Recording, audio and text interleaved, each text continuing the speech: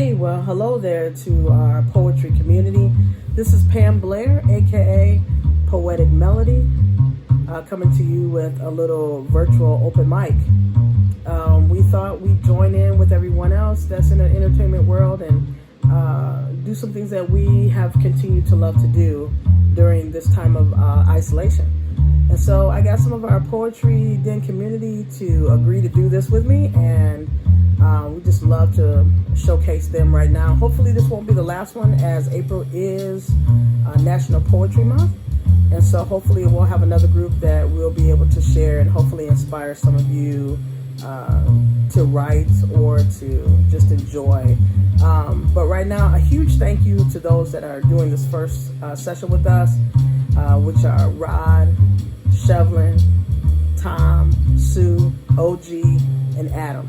Thank you all for agreeing to be a part of this dream to do this. And so right now I'd like to present to you the virtual poetry den. The other side. All of our lives given the option to choose until circumstances changes all the rules. Wondering how long and why will I make it to the other side? Lying here waiting for the storm to pass. Tears feel like raindrops. Clouds build in my nose to form nose drops. Thunder rolls across my heart and the beat stops. Oh, to remember the sun never left. It always settles in the west. It never intends to hide. It's just on the other side. Uncertainty is the new norm. When the world closes windows and doors, our minds become a prison in time. Fear and hopelessness combine. When I can't stand upright, give me the reasons to fight. Words to paper my pen will engage. There's a story on the other side of the page. Oh, to remember, the sun never left.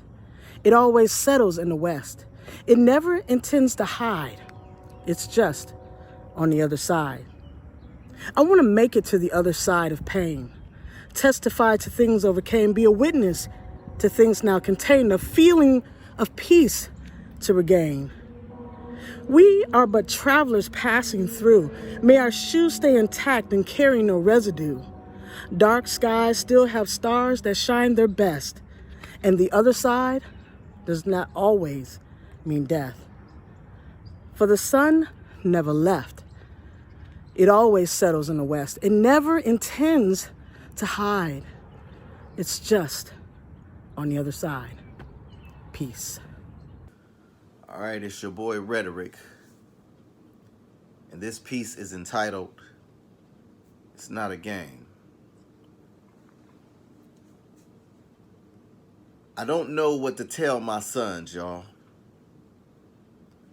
When they asked me to teach them the game, I tried to explain that the game is a system that will more than likely fail them. But I'm a felon myself, so what the hell am I supposed to tell them when they're being cheated out of their youth? And used to be viewed as harmless in the yard when it was duck, duck, goose. Now they're regarded as target, son, duck. When they shoot, it's not a game. When they claim that the penitentiary is the only place that we fit, so at night they move us into cell blocks like pawns, so I guess it might be why they got their chest out. But if not tic-tac-toe, son, they'll just tag toes till everybody in your circle is X'd out. But I doubt they listen to daddy now, 'cause they'd rather be with friends, but rolling 8 balls in the alley can only lead to the pen, so what do I tell them? When I'm a felon myself. So I know how cops patrol to control our sons, waiting for the opportunity to put a hole in one. So I teach them to put their hands up, but don't expect to go rounds, 'cause they'll unload rounds, and when shots ring out from out of bounds, they still count. And even though the scene is seen from an instant replay, this incident gets replayed, and what's sad is there's a hashtag but no flag on the play. So don't expect a fair game, Cause black boys get watched 24 like there's a shot clock 24. So when they're shot before 24, it's fair game. And there's no charge in court, so pick a role. Cause this is modern warfare. And when they get the opportunity, they put us in the crosshairs and call it duty. So I tell my sons, be safe. And when these aliens raid and invade space, just know your daddy's saying grace till you make it to home base. Cause it seems like we're the only ones playing. And their game plan is to keep us on the block where they can make shots. So son, I don't want you to hang, man. Cause black boys are in jeopardy. Plus there's poison in the hood. And so my sons won't have to risk their life. I'd will a fortune if I could. But the game has changed since it was simple then, when all we had was Atari.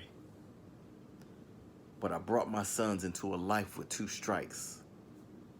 And for that, I'll tell them, I'm sorry.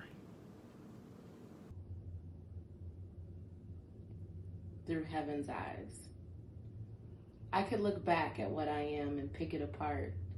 All of the dumb decisions I've made, all of the times I had gotten myself into personal turmoil. I could look at all of my mistakes. Man, there's plenty. I could beat myself down for my tragedies. I could focus on where I could be if I had only. I could bury myself in guilt and shame, but I've spent too many years wallowing in my own self-pity, and I choose to look ahead. And only to look back, to see my mistakes and misfortunes as stepping stones. They are the bricks that built this flawed beauty I claim as my life. They are the foundation of what is and what is to become of me. They have toughened my skin and set camp around my heart. They are what makes me cautious and no longer blind. They've helped me mature and hold steady. God has counted my steps and made me strong through what others would claim to be disgraceful and embarrassing. These are the things that God has deemed strengthening and what gives me power to lead. These things should have quieted my voice, but God made me louder. I advocate, I shout, I laugh, I cry, I sing, I dance, I rejoice, I embrace, I am. I look at my life through heaven's eyes. Hey. I'm going to read 2 poems from my new book that's called Isomorphic Art of the Child. First poem's called Seductive Vibrations. Long before they feel it coming, they can hear the train's distant whistle calling. As the train's roaring approach is coming nearer, they can feel the harmonics of its vibrations and hear the click-clack sounds of its wheels strike the steel of the lone set of tracks. Now the engine is sounding louder. Now the roaring approach is rumbling, rolling around the town's bend, and the train's vibrations reach out to all the houses like a set of loving arms that seductively embraces them all and rambles and shakes and wiggles and jiggles as the train's wheels and the rails sing out, and the houses sing back their song too, as all inside begin to shake and rattle, wiggle and jiggle, clang and clatter. As the train's wheels roll out their song, all the houses tremble from the train's pulsations as it rocks and rolls down the tracks toward its destination. And as the train comes, so it goes, and its loving arms release its dynamic hold.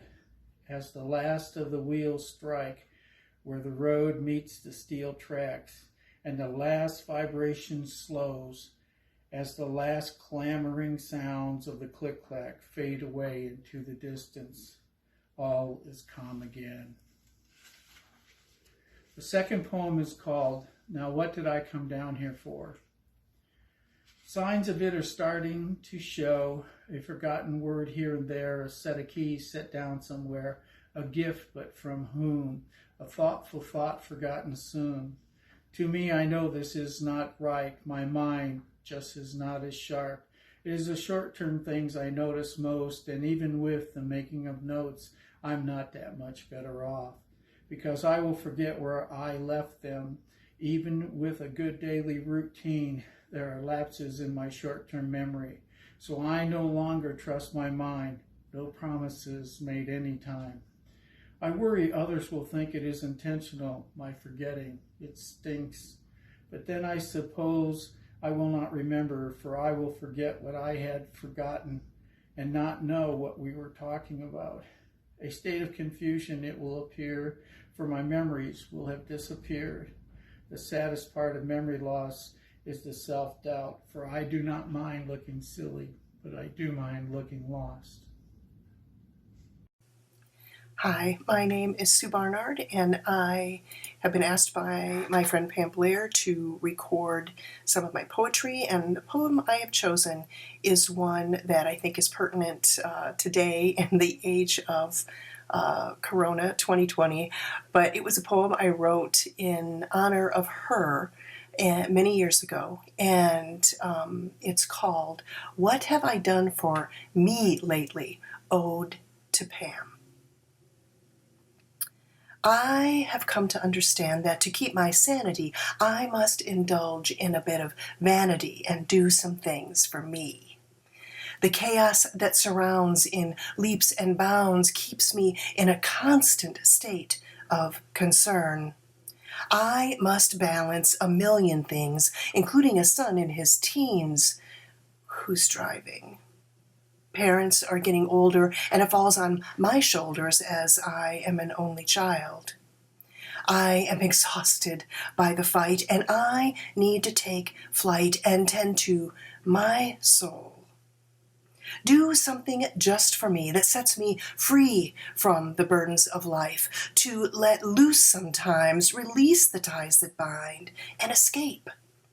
Now, I'm not talking about going crazy or being totally lazy, but only to think of myself once in a while. To look inside where the real me hides and talk some sweet things to her. Remind myself that it won't always be so hard, being constantly on guard, and there will be peace.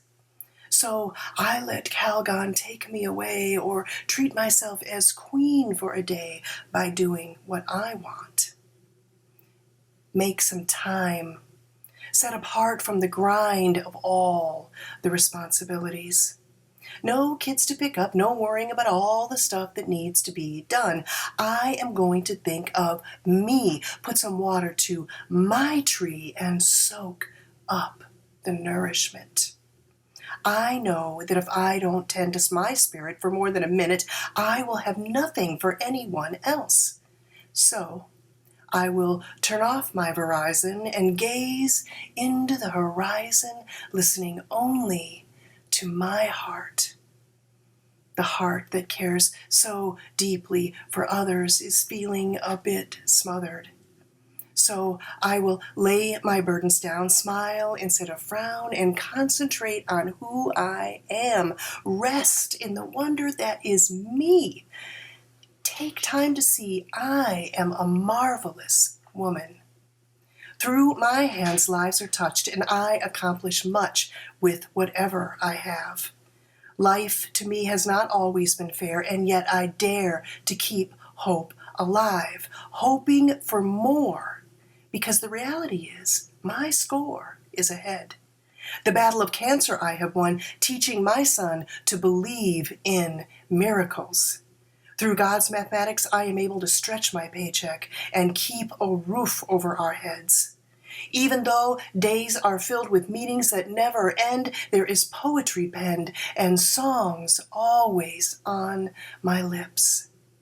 I find that somehow God stretches my time, fattens my dime, gets me through the daily grind, allows me a bit of playtime, and reminds me that I am still in my prime, and love will be mine in this lifetime for sure. I will not give up, but be encouraged that God will continue to fill my cup over and over again. Oh, it feels sweet to treat myself and remember who I am. Now, I will change the station back to the Everyone Else Nation. Thanks for listening. True to myself forever. Best kept secret, didn't even know it. Couldn't guess it on their best day, I was put here to flow it. Poet, term reserved for typewriters. iPhone use, no tendinitis. Vocab bent anti-status quo. Blame mama and also Chicago. Constantly pressed to be the best, no matter the task or the test. Been writing since the second grader. Word problems, first love on paper. Next episode, I think it was the 5th. By then, just knew I had the gift. This time, girls were my angle. Very first time I let my heart dangle. Tell you one thing, boy, that I regret. I knew one thing, never did forget. Forgot about poetry, feelings hurt. Gotta pick myself up from the dirt. Next year, Rakim in Too Short appearance. Couldn't believe what I was hearing. Passion reignited, but I was still fearing. Kept it to myself this round, but I let her keep me down. Now that I'm grown, not no Myristown. Could give a shit less how you feel. Could have had book published. Bitch, are you for real? Now y'all know why my attitude is such. Why y'all think I don't give two fucks. Flow was fluid from the start, but I let this chick change my part. In my own life, ain't that a bitch? Flow still stinky, I'ma be the shit. The point of this tale is as simple as it gets. Gotta live your life with minimal regrets. Never let the next person cash in your bets. Firm believer, everything's happened for its reason. Take consideration into who you consider pleasing. If you give a fuck, then what do you give yourself? You let no one make you put you on the shelf. That last point, can't stress that enough. Get it sooner than I did and life will be less rough. Get ready, I made my decision. That's it, I'm coming for my division. Chop, slice, part, whatever you call it. Fulfilling my dream and fulfilling my wallet. Best kept secret is out the bag. Who would have known what a gift I had? P.S. True story. Greetings, Poetry Den. I am Adam B. Thank you, Pam, for asking me to share a poem. This one is called Old News. There's no staying in on all that's coming out, and there's no keeping up with all that's going down. Yeah, did you see about the outbreak, the earthquakes, the hurricanes and sinkholes, volcanoes and tornadoes? Or how about the mudslides and wildfires and locusts? Yeah, did you hear about those? No, too busy watching your shows or too busy doing what? God knows. And all these are merely the beginning, of sorrows. Oh, and this just in. Yeah, just now. Just what the heck is going on? Yeah, did you hear about the shooting, about the riots, about the bomb? Man, can't we all just get along? All of history until now resounds. No. But why? Yeah, with humanity, just what is so awry, dare we say? Yeah, and if we're free to do whatever we want, where's the line? And if so much is so wrong, just what is right? Yeah, if so much is so dark, where's the light?